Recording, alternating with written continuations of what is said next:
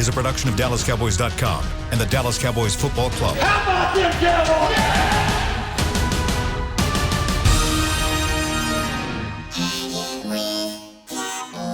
Blowing out of the backfield, exploding down the sideline. This is Hangin' with the Boys, presented by Wingstop, where flavor gets its wings. Now, your hosts, Nate Newton, Kurt Daniels, Jesse Holley, and Shannon Gross. Welcome to the Wednesday edition, the rare, never actually before Wednesday edition after a game of Hanging with the Boys, live from the SWBC Mortgage Living Room in Frisco, Texas. Shannon Gross, Nate Newton, Jesse Holley, Kurt Daniels. And Kurt Daniels has once again struck and jinxed another player. The one guy on defense that we look forward to seeing play every week. The one guy that we knew was the shot caller. The guy that always looks like he has it together. The guy that sticks his head in there. The guy that is on top of every play. The guy that moves side to side so fluidly every week. Couldn't even figure out which direction the running back was coming out of the backfield this week because Kurt interviewed him on Saturday. So we will not have a Leighton Vander Esch interview today like we promised because it just ain't right today. It just ain't right. What did you do to him, Kurt? Hey, Shannon, Kurt. Hey. But he had a great interview after the game. And I think, Jesse, if you would have saw that, you would have been proud of him. And I should have got Chris to bring us that interview real quick, because you'd have been proud of him, Jesse. Yeah, he owned up to it. Yes, he did. That one particular play, he said he got caught chasing the ball instead of holding his gap responsibility. So I'm telling you, and then I listened to it on Jesse, your station, 105. I don't have a station. I listened to it on the flagship station, and they played it more in depth, Kurt and Shannon, and you know, guys like that I can get hyped up for. You know, because I think that if they was to play these guys again in the next 2 or 3, he won't fall for that. He will believe what he see, original assignment, because the way this thing was lined up was they put Jalen on the outside for that purpose, that he had the back, that Leighton had the quarterback. Leighton saw the quarterback and was on him. Saw the running back and saw the quarterback dip over. He went to go with that right there, and that was all Greg Roman wanted, was those 6 inches. And those 6 inches, man, hurt him. That's what she said. Yeah, back in the trailer park. But I'm telling you, 6 man, inches, yes. I'm going to tell you something. Let me say this right here, and I'm going to be quiet the rest of the show. Because I'm still trying to get to Dallas to Baltimore. Let me say this, man. This is the easiest thing for the Dallas Cowboys. I told Kurt and I told Brother Jesse, Apostle Gospel Jesse, that all the Cowboys got to do is 2 things: sign Dak and just get all defensive players, free agents and draft picks, and your problems are solved. I mean, I know how simple I'm saying this. And fire the defensive coordinator. Let's not forget that. I don't care what you do with the defensive coordinator. Oh, no, you got to fire him. But every time we have a press conference, we just signed defensive this. We just signed defensive that. Our draft, we had 18 players we could draft, and 25 of them is defensive players. We know the problem.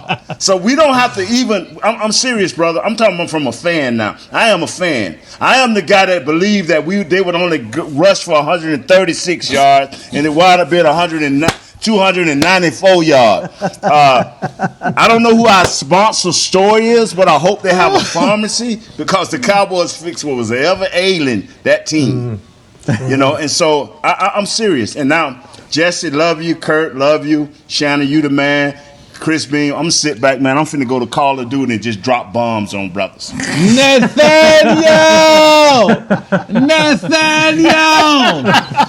I'm through. I'm for real, man. I love y'all. Oh. I'm gonna watch this game here and see what Antoine Woods, how many times he get blocked.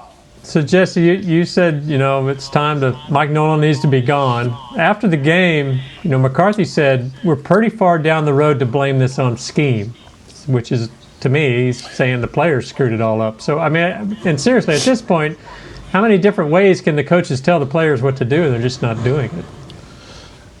The same interview that you guys praised for whatever reason, Leighton Vander Esch is part of what the problem is that you have, one play, it's Leighton Vander Esch biting the cheese when the cheese wasn't even on your menu. Okay? Like, why are you nibbling on that? That's not on your menu. Your menu is front side A-gap quarterback. So you going that way tells me what? And then the next play, it's Sean Lee. Oh, now you're going the wrong way. And you're one of the guys who has been notoriously known to know, hell, more than what the coaches know. And you went the wrong way. And then the next play, you got Xavier Woods. Instead of you coming down and landing smack down on a quarterback, you literally push him into a first down. And then conversely, the 300-pound fullback comes out, and instead of you trying to push him out of bounds, you want to lower your shoulder on this guy. Like, they take turns. They take turns in a ball game of it's almost like, hey, it's your turn to do the wrong thing. No, it's your turn to do the wrong thing. So I've said this all year long. It's a combination of both, but the guy who was in charge isn't getting those guys to do what they have to do. So I'm in favor of cleaning house on the defensive side. I'm in favor of getting in a whole new crop of talent because, like, J.K. Dobbins didn't, rush for a crazy amount of yards. Mark Ingram didn't rush for a crazy amount of yards. The third string running back had 7 for 104. They need to So it's one of those things where these guys are taking turns. Like, you know what? Hey, raise your hand. I'll take the next turn of doing the wrong assignment. I'll take the next turn of not being where I'm supposed to be. And it's just been debilitating, and it's been killing this football team all year long. But the scheme. Go ahead. Does that stuff kind of snowball where you have one guy out of position and so this next guy's like, well, I got to make up for him, and so then he gets out of position and hero ball. We heard all about hero ball last year, and that's the thing. And that's the thing for me is this is why you need different players, because the same thing that we heard, execution, hero balls, guys not being in the proper places, right? That was the same thing that we heard a year ago and the year before that. So it's beginning to tell me that the players you are putting on the field don't know what they're doing. And it doesn't matter whether it's this coach or that coach. But when you get historically bad, like, everybody has to go. Like, this is historically, this ain't just like, oh, we had a bad week, we had a bad month. This is, we're not even on the fringe anymore. Like, we're in historically bad territory as a defense. We've given up multiple 200-plus yards running games this year. I think, and I had the stat pulled up. Ed Water, he had it. So this is the first time the Cowboys have allowed 4 games in one season, 4 games of 200-plus rushing yards in a season since 2000, when they allowed 5 games in that season. This is also the most in the league this season. Another stat was the Cowboys have allowed a league-high 393 points. This is 35 more than the Lions, 40 more than the winless Jets, 40 more than the one-win Jaguars. Hey. These teams just ahead of Dallas have either fired their head coach or expected to do so at the end of the season. So we're in historically bad territory. And to be honest with you, outside of the season officially being over, like, hey, there's no more games being played, I can't sit here and say that in the next 4 games we won't add to this total. Oh, yeah, definitely. I mean, they're on pace to, I mean, if they haven't set the Cowboys record yet already, which they might have, I can't remember, they're easily going to, and they may set the NFL record. It's ridiculous. When do you start, Jesse and Nate, when do you start, obviously this defense, I mean, they got better for 2 games, and then they're just as bad, if not worse, than they were before that 2-game stretch. I think everybody agrees, like what you said, Jesse, you got to make changes. You have to make changes. When do you start doing that? I mean, obviously there's not guys just out there that are starting caliber players that are available right now because they're all on teams. But at some point, do you just send a message and go, all right, like you did with the 3 guys earlier in the season, do you do another round of changes and go, when you realize you're mathematically out of it, do you start getting rid of players then, or is this something that you got to wait till the end of the season before you start making changes? Most teams, and see, this is what threw me off. It's 2 chances we had to do this, so now we would know who could play and who couldn't. We could have started the season with the young guys playing. A la Minnesota. Thank you, Jesse. You're going down the same road. The second time you had an opportunity to do this without question was when you got rid of those other guys. You brought in a few guys, and you're like, okay, we and this is what's disturbing. You can't tell me that the other guys are going to be just as worse as this historically setting defense that's out there now. So what? An extra 5 points here or there? Come on, man. Let's find out who can play so we can get into the game, to the hanging with the boys game plan of 25 players on defense, brand new next year. 25 players, brand spanking new. And to your point, Nate, and we'll talk about this more at the end of the year, but something that we took as a curse will be a blessing next year. And again, we'll get more in depth in this, but our offensive line, what we thought was a curse, losing Tyron. It will be a blessing, bro. Well, yes. Losing LC, losing Fredericks, losing Martins, all those guys. What it done now? Right now, we're looking at it like, wow, this is crazy. These guys, Connor McGovern, Connor Williams, Joe Looney, Steele. All these guys are getting better and getting game reps. Right? Yeah. So now what you've done by what was a curse of losing those through injury and losing your quarterback in the season kind of going downhill, you've now developed. This is the part what Nate is talking about. You've now used this season. Now, you might not want it to be this way. The football god said it will be this way. You develop depth. So when you come into the next season and now LC is back fully healthy. Tyron is back healthy for the amount of games that he'll be before he gets hurt again. Zach Martin will be back healthy. Now what you've done is you've said, wow, Connor McGovern, Connor Williams, Joe Looney, Tyler Biadasz. Yes. You got 4 or 5 guys now who have played multiple positions, got Terrence Steele, who've gotten some reps, some real life game situational reps with Zeke, with the starters against first team defenses who are now your depth. These are guys who, when if something were to happen, you won't have to be like, oh my God, what do we do now? You'll say, oh, Tyler Biadasz, go ahead, you're in there. Joe Looney, hey, swing this way. Hey, remember last year we kicked you out and you played right tackle for us, Zach Martin? We're gonna do that. We're gonna do that again because now we got our quarterback, we got our left tackle. Now you have that. That's what could have been done defensively.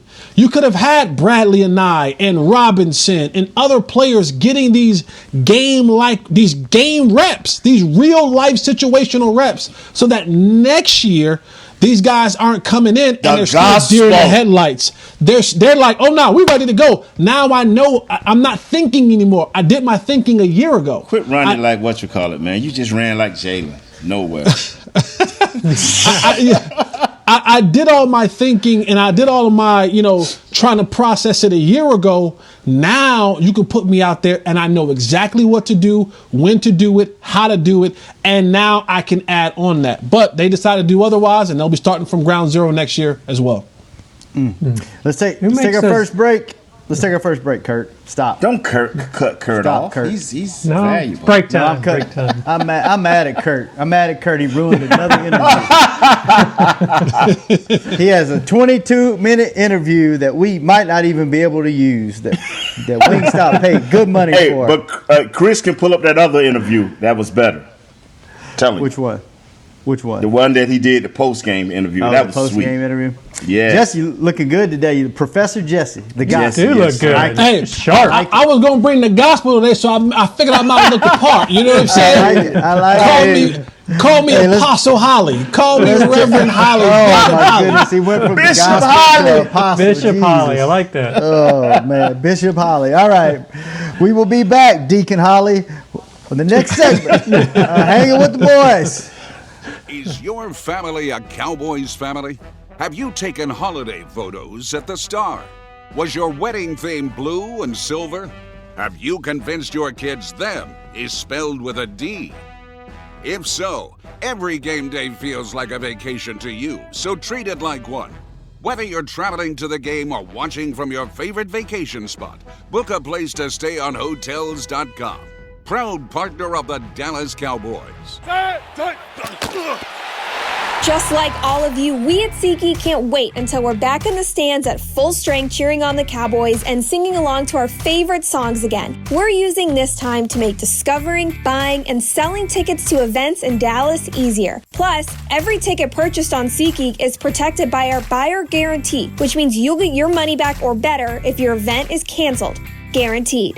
Download the SeatGeek app today, and when the time is right, let's go. SeatGeek. Grab some OtterBox gear and get ready for Hanging with the Boys. From rugged venture coolers to tough as nails elevation tumblers, we've got what you need to keep your game day drinks frosty and your football feast ice cold. And with cases, screen protectors, and power accessories, you can defend your phone and stay connected to every play. Gear up at OtterBox.com and amp up the fun of every Cowboys game. That's OtterBox.com. Dear, it's 1908. Don't you think we should get electricity? And stop using candles to see at night. It's just electricity lights up the room fast. It's more reliable than candles blowing out, and people seem to love it nationwide. Well, candles are... Dear, did you just run into the wall? Nope. May I have a new candle, please? Historically, switching to new technology is a no-brainer. Today, it's AT&T 5G. Fast, reliable, secure, and nationwide. Switch to AT&T 5G. It's not complicated. 5G requires compatible plan. May not be in your area. See att.com/5G for you for details. Back to Hanging with the Boys.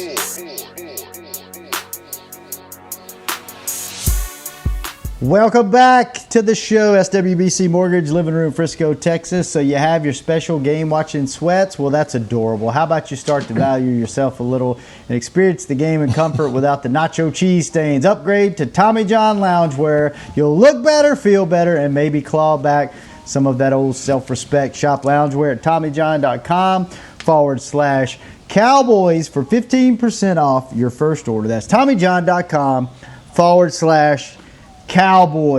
So, Nate, would you start making those changes now, or would you wait till the offseason? Your 25 guys that are out of here. Shannon, let me say something. I would have opened the season that way. Especially after the second game, and I saw that Dunterry wasn't interested. Grip in the third game, Everson Grip, they wasn't interested. I would have started right then. I went to my head coach and said, look here, man. We're already behind the 8 ball. Let's just start right now. And then we remove those guys. That was my next opportunity. I would have been in front of my head coach. Hey, head coach. Hey, owner. Hey, general manager. Let's start right now. You know, and and I'm here the other day, lost in space, saying, hey, you know what? Ain't no way in the world these guys rush for 136 yards. Golly, man, I feel like I've been ran over this morning. So,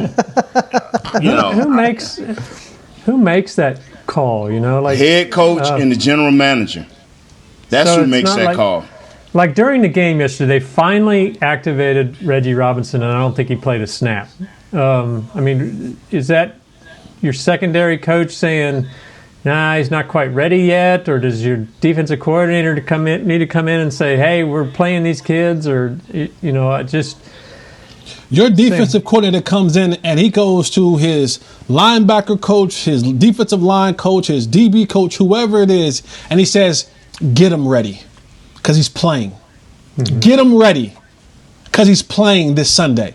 Whatever we got to do, get him ready. And the same thing happens with your offensive coordinator. Hey, Noah Brown, get him ready. We're going to play him this week. We got stuff in the package for him. So that's what they're supposed to do. It isn't a DB coach call. No, you do what I say do. I'm the DC. I am the head coach essentially for this side of the ball. Get them ready. Because, again, I have to answer for this. Yeah. As the DC, I have to answer for this. What would it, yesterday's game, and Todd Archer just tweeted this out.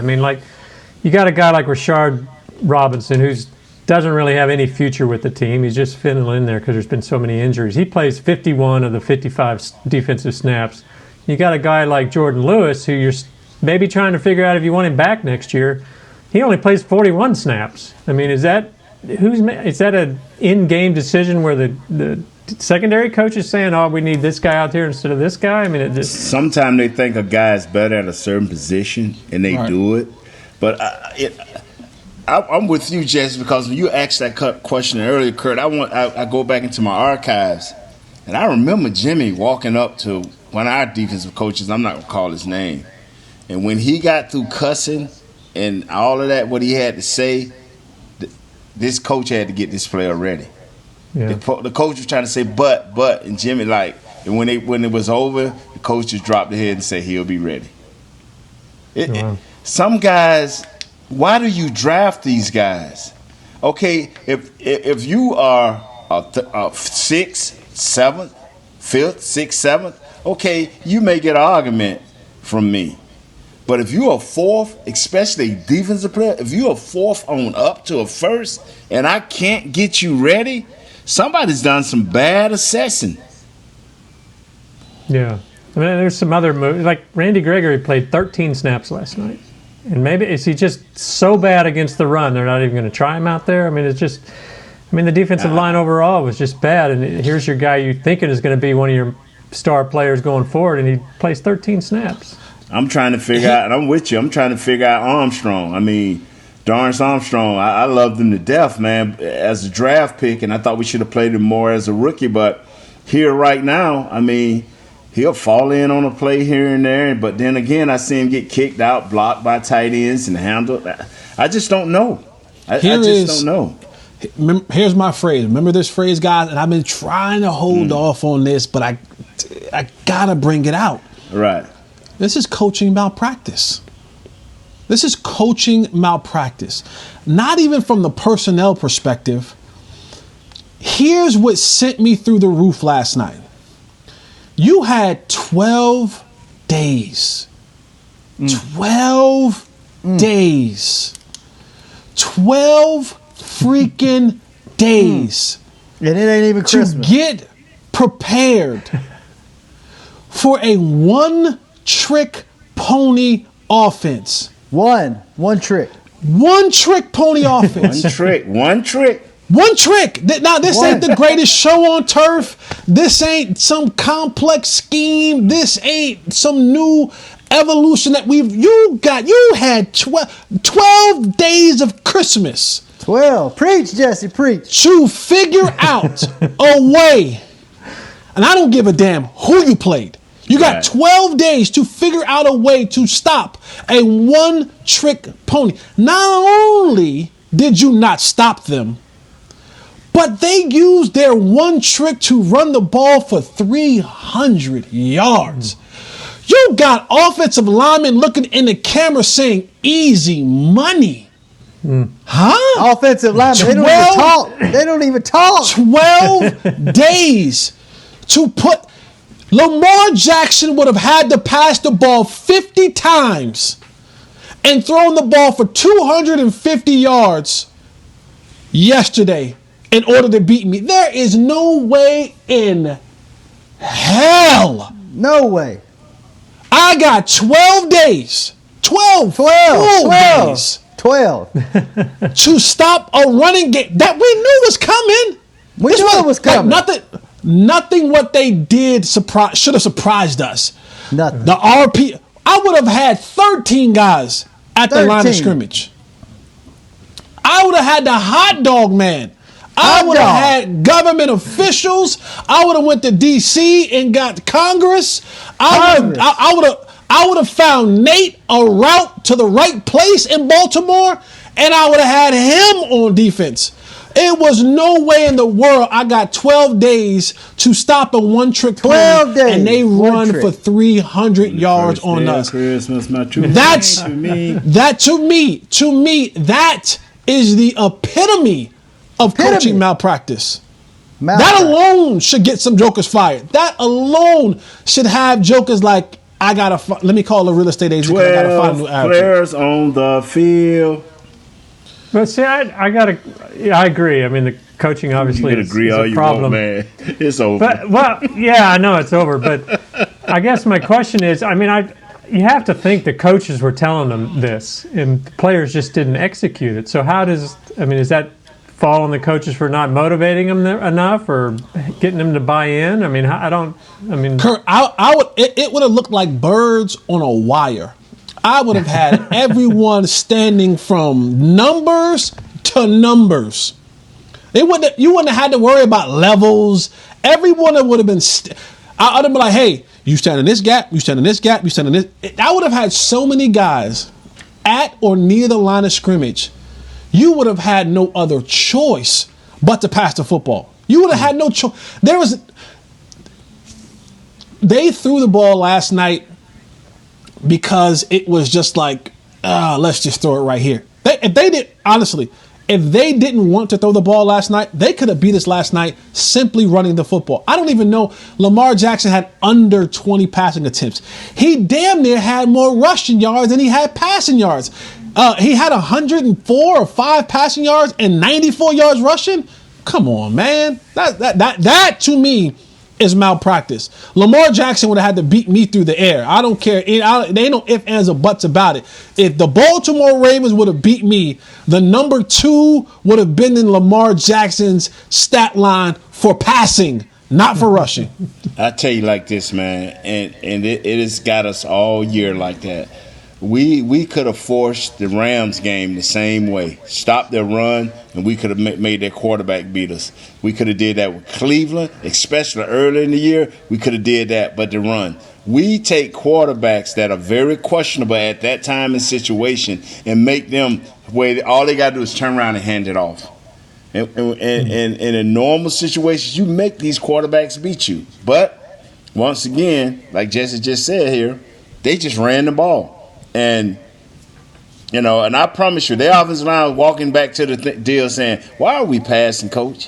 Why are we passing? They're going about hardball like, come on, coach, come on. Come on now. Let's not even do this. Their offensive line that good? They just manhandled our defensive line. Running, they are. Running, they are that good. If they can run at you all the time, most offensive linemen are that good. Even the backups to the backups, if they just know that they're going to run 90% of the time, you talking about a confident killer. The passing game is what would have got them. They don't have linemen with nice feet. Even their best offensive linemen got questionable feet. So if you could have got them in some third and longs, man, the way this kid, he can't throw to me. Now he just scrambled for the first down. Yes, sir. That's all he did, man. Let's take a break. Jesse, I don't know what you got in that drink, but I want some. That's the gospel. Fired up. Got holy water. This water right here comes from the divine well. The Jordan River. This is blessed. All right. Let's take our last break. When we come back, more from Deacon Holly. Preach, brother, preach. When we come back, hanging with the boys. Just like all of you, we at SeatGeek can't wait until we're back in the stands at full strength cheering on the Cowboys and singing along to our favorite songs again. We're using this time to make discovering, buying, and selling tickets to events in Dallas easier. Plus, every ticket purchased on SeatGeek is protected by our buyer guarantee, which means you'll get your money back or better if your event is canceled. Guaranteed. Download the SeatGeek app today, and when the time is right, let's go. SeatGeek. It's game day. You know what that means. First, kebab prep. Steak, pepper, onion, steak, pepper, onion. Next, a counterclockwise lap around the room. Now the lucky grease-stained jersey goes on. And lastly, the dance. You know the one. This is a game day ritual no matter where you are. Whether you're traveling to the game or watching from your favorite vacation spot, book a place to stay on Hotels.com and keep the tradition alive and well. Hotels.com. Proud partner of the Dallas Cowboys. Grab some OtterBox gear and get ready for hanging with the boys. From rugged venture coolers to tough as nails elevation tumblers, we've got what you need to keep your game day drinks frosty and your football feast ice cold. And with cases, screen protectors, and power accessories, you can defend your phone and stay connected to every play. Gear up at OtterBox.com and amp up the fun of every Cowboys game. That's OtterBox.com. Dear, it's 1908. Don't you think we should get electricity? And stop using candles to see at night. It's just electricity lights up the room fast. It's more reliable than candles blowing out, and people seem to love it nationwide. Well, candles are... Dear, did you just run into the wall? Nope. May I have a new candle, please? Historically, switching to new technology is a no-brainer. Today, it's AT&T 5G. Fast, reliable, secure, and nationwide. Switch to AT&T 5G. It's not complicated. 5G requires compatible plan. May not be in your area. See att.com/5G for you for details. Back to Hanging with the Boys. Welcome back. Give the gift of the Cowboys this holiday season with a membership to Dallas Cowboys United presented by Globe Life. For a limited time, get a commemorative established 1960 lapel pin with your fan pack. Membership start at just $20. Visit DallasCowboys.com/United today. Join right now. And right now, we have a clip that Nate wanted to hear of Leighton Vander Esch. This is post Kurt Daniels' curse. We'll listen to it, and Nate and Jesse have varying opinions on this, and we'll get to that. We talked about it during the break. We will talk about those opinions after we hear this short clip from Leighton Vander Esch. This is after the game last night in his post-game interview. That was 100% me. That was on me. I read the play right off the bat, and I should have just fit my assignment. That one was all on me. I read it perfectly until I second-guessed myself and thought he handed it to the running back. But that wasn't my job, so I need to do my job. Nate, what is your take before we let the deacon preach? Chris Beam said it best. Chris, can you come on or you say what you said, man? Chris said it best. You always throw Chris under the bus. Chris said it best. No, he's want me to say it. You say it. The difference is I've never heard Jalen say, it's my fault, I would do better, and I need to do my job. That is the first pledge to any addict of any kind, is admitting that, hey, I did wrong, and what can I do to get it better? He said he's got to do his job. Now, Jesse has a more gospel opinion on how he's going to preach this and spin this, but go right ahead. Yeah, I don't care that you got in the post-game presser and you gave your honest opinion. You said it's on me. I don't care. Do what you're supposed to do, and we don't have to have this conversation. Because you said it. I read it right. I was supposed to be there. But then all of a sudden, you just thought to yourself, let me go mind someone else's business. See, but my business is in the front side A gap or the back side A gap, whatever gap it was. But let me go over here and mind someone else's business. See, This is the problem. This is the problem. Like, you're minding business that does not belong to you. I don't care you get into the person. It's on me. Well, no, dummy. I should. No, duh. See that? Why you calling names? I apologize. No, duh. I apologize, Leighton. I didn't mean to say that. But if you just do your job, that's not very deacon-like. I'm sorry. God will forgive me. Forgive me, Lord, for I have sinned. I fall short of the grace every single day. That's why you died on the cross for my sins, so that I can repent and apologize and be forgiven. Thank you, Jesse, Lord. Look, Jesse, we done lost a bunch of folks because of politics. Now we're going to lose a bunch of folks because we talk about religion. We ain't going to have nobody listen to the show by the end of the season. The Lord will restore. Those that we lost, the Lord will give 10 times more. Pressed down, shaken up, and all that good stuff. Back to my man Leighton. But back to doing the right Leighton. thing and saying the right thing. Back to because he fell short of the grace. He did not do the right thing. You can say the right thing, but we're not in the business. You, Nate, me, Kurt, we're in the business of saying things and saying the right things. Leighton, you're in the business of doing the right things. You get paid to do the right things. So you getting in the post game and saying, "Oh, that was on me." We know that. We know that. But Jesse, we know it. We know it's on you. Jesse, do your job. It doesn't matter how good you are, Jesse. Sometimes you are going to mess up. No one is perfect. Job. You should know, Deacon. No one's perfect. Everyone needs to ask for forgiveness. I'm not he was asking for forgiveness. Perfect. No, I'm not saying you have to be perfect. There has never been a perfect game played, but if you're supposed to be in the gap, get there. Just get there. Just get in the gap. And then go from there.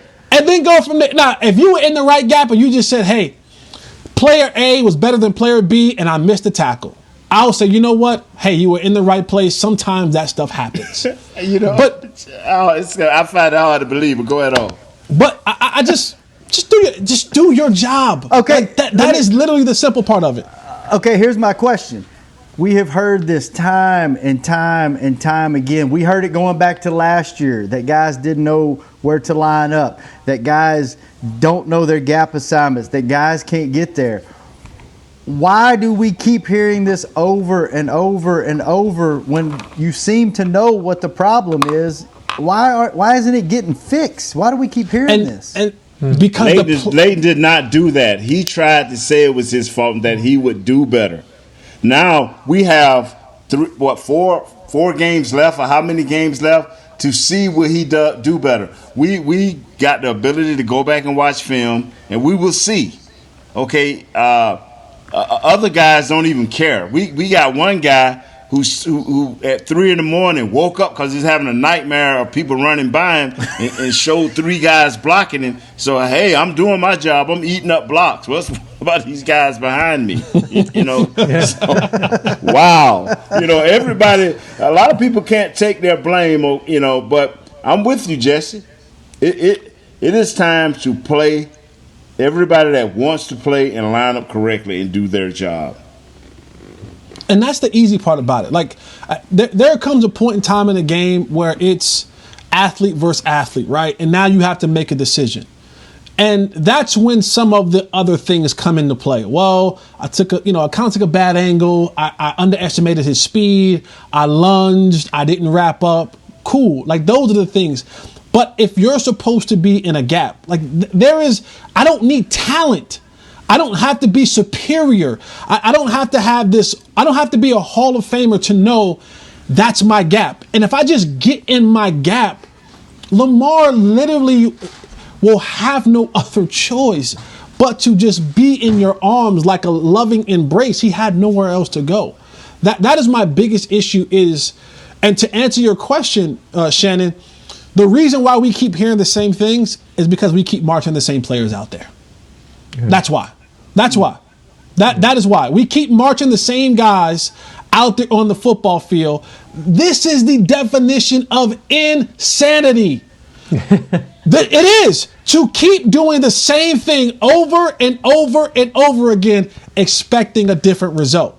So you're expecting these players to all of a sudden now be in the right place, do the right thing, simply do your job. When we've been hearing these same names have the same complaint, that's insanity. That is the clear-cut definition of what insanity means. And yet, we keep doing it. In defense of, I got a text, in defense of Woods, the plane landed at 3 o'clock. And so as soon as he got into the right airspace and the right time, he tweeted out to his Dallas followers. Okay. It's the same. It was the nightmare still is going on and on of getting blocked. You were there with the Rams. You were there with the Browns. You were there with the Rams again. You was there with the Russian Redskins. I mean, come on. When you're in the middle of the storm and you the same, it's the same person in the middle of the same recurring things. That's what Jesse calls insanity. I don't see how. I mean, this isn't going to be a quick fix either. Like Aiken was saying last night, they have so many things to be addressed. I mean, they've gone now. We looked at last year and said we're going to find out if it's the player or the coaches, and it looks like. I mean, obviously coaching hasn't been great, but it looks like it's the players. I mean, they just got a group of players that doesn't seem to be doing what they're supposed to do over and over. This is what I said earlier, Kurt. Remember what I said? I said that residue, the residue that Mike McCarthy has to deal with. These are the guys. These aren't his guys. These guys come from a different. They've been molded and programmed by a different leader, so their thought process is of that. And when you don't get a chance to tangibly get your hands on them in the offseason and to see them out there on the field, that leaves you at a disadvantage because you don't know what you actually have till you have to play them. And then you find yourself in a position where you have to now play them because there is no more out there. You got to go what you got to go with. And of course, guys got contracts, so you got to play the guys who pay the most money to. But that's the leftover residue that I was talking about 3-4 weeks ago, is that you gotta clean house. You have to have guys come in here with a fresh mind, a different mindset, who's willing to be molded under the things that you deem important. These guys don't come from that. Again, because we're hearing literally the same thing that we heard the last 3 seasons. And they were, and the difference is, and while I give Mike McCarthy a little bit of slack, is that we heard these things for the last 2 or 3 seasons in the other regime, and all they did was reward those guys. They gave contracts to them. They kept playing them. Guys didn't really have to fight for jobs. It was a cakewalk, and so they begin to believe, well, this is the way that it's done. Right. This is the way that we do this. And so those guys aren't going anywhere either. Lawrence, Smith. I mean, how are you going to change that culture when you're? No. Okay? I take DeMarcus out of that conversation. I think he's not with that. Yeah, he's not with that. They are going somewhere, Kurt. If we come up and they say, Cowboys, you got the 5th or 6th player in the draft, and might be 3rd or 4th. Let's not say that, because they say our offensive lineman is sitting there. And if we get another offensive lineman, that would not be fair to this team. No. It has to be you move down and you find these right type of players. T.J. Watt was a late pick. We did not want T.J. Watt because he wasn't a fit to our scheme. It's a lot of guys that we passed on because they were not a fit to our scheme. You mean like Tyrann Mathieu? And they wasn't valuable at their positions. Well, now we got a corner running around at safety that is playing like a corner that can't hit, can't tackle. We got guys that we've never seen before running after guys. And think you don't have to play 100% of the time. And so it's nowhere in the world, and we do it every year. We will talk this the rest of this year, because that's where we're at. It ain't no more let's get through these games. It's draft time. It's time to start talking because the fans is talking. So we talking this, and we'll talk about all this defense. And a week before the draft, all of a sudden Kurt will say, man, you heard about such and such at wide receiver?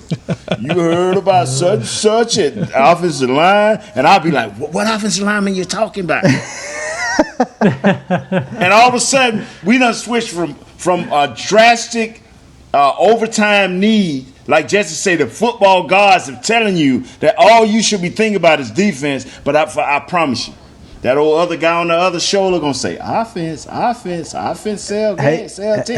Hey, fellas, I got some breaking news that we may be seeing changes a lot quicker than what we all think are coming. I just got a text, so if this is bad information, this is on Chris Beam. I just got a text from Chris Beam, our wonderful producer.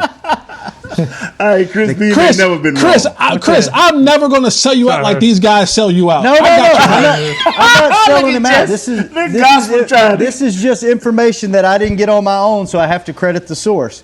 The Cowboys have now been flexed out of the Sunday night game versus San Francisco in 2 weeks. That game is now noon on CBS. Cleveland and New York is now the Sunday night game. You start messing with the exposure of the Dallas Cowboys and the money that the Dallas Cowboys generate. Changes are coming, fellas. This is a big deal. The Cowboys, change gonna come down by the river. I don't remember them ever being flexed out of a game since I've been here. Now, it could have happened. This is a big deal, man. And for it to be the Browns and the Giants, come on, man. The Giants. I told my wife, like, you think? I said, babe, by the end of the year, the Cowboys will be flexed out of games. I thought it would happen sooner. I said they're gonna start, but it starts at the end of the year. I knew this was coming. And now a change will come. I tell you what, Sunday we may see, Nate, you may have your 25 new guys on Sunday. This may come quick, man. This may come quick. Woo-wee. Yes, sir. Chris Beam, breaking news. What do you think about that, Gospel? Give us a word on that. Hey, Chris, William Boykins, our wonderful webmaster and digital producer, confirmed and said he has already updated it on the website. So there you go. Wow. It is confirmed. Yeah. There we go. Help us out, Gospel. We have a second. What's up, Bishop? Deacon? When you start messing with the church money, things will change. You get a new pastor. When you mess with the church money, whoa, there will be an awakening, baby. The rapture's coming, baby. When you mess with the church's money, oh, rapture's coming, baby. You better be on the right side. All right, fellas, we got to get out of here. Let them get the next show going. It was fun. Nate, Jesse, Kurt, Chris Beam, thanks for keeping us on the air. Love you guys, man. We'll Great be show. back tomorrow. Hey, Zeke got over 58 yards. We will get into that tomorrow. We'll talk about that tomorrow. We'll talk about the Zeke offensive line. 58 yards. Go, Zeke. Go, Zeke. Let's go. See y'all tomorrow. Hanging with the boys. Peace. Run.